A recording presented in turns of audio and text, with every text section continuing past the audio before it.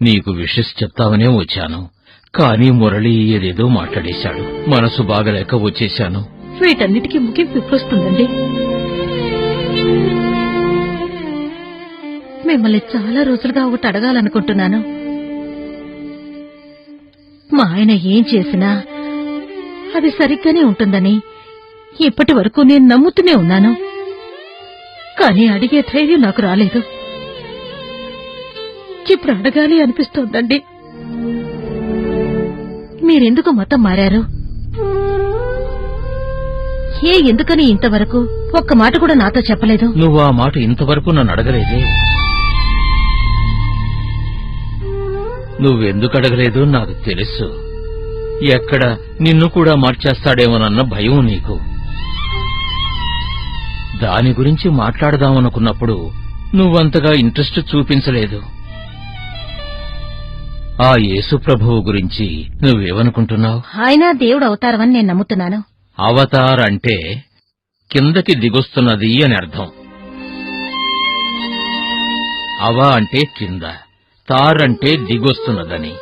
దానికి బహువచనం లేదు. అవతార్ని అవతారం అనే మనం తెలుగులో అనుకుంటూ ఉంటాం. పురాణాల్లో ఎన్నో అవతారాల్ని మనం చూశాం.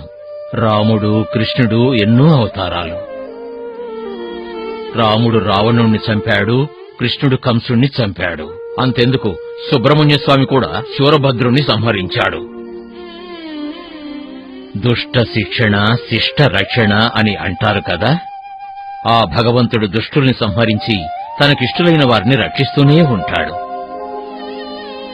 కాని నిజం చెప్పాలంటే ఒకే ఒక అవతారంతో ఈ భూమికి దిగివచ్చిన యేసు ప్రభువు ఎవరినీ సంహరించడానికి రాలేదు. దుష్టుల్ని కూడా తనకు ఇష్టులుగా చేసుకోవడానికే ప్రయత్నించాడు.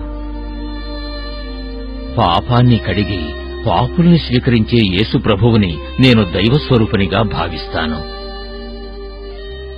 ఆయనే ప్రత్యక్ష దైవం. ఆయన్ని మన రక్షకుడిగా భావిస్తేనే మనం ముక్తిని పొందగలం. ఆయనే మనకి మోక్షాన్ని ప్రసాదించగలడు.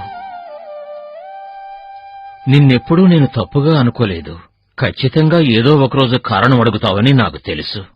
ఇప్పటికైనా నీకు అడగాలని అనిపించిందే, దానికి సంతోషిస్తున్నాను. ఎందుకు మారానో నీకు తెలియదని అడుగుతున్నావు. కానీ నేనెప్పుడు మారానో నీకు కాస్త కూడా గుర్తుకు రావడం లేదా?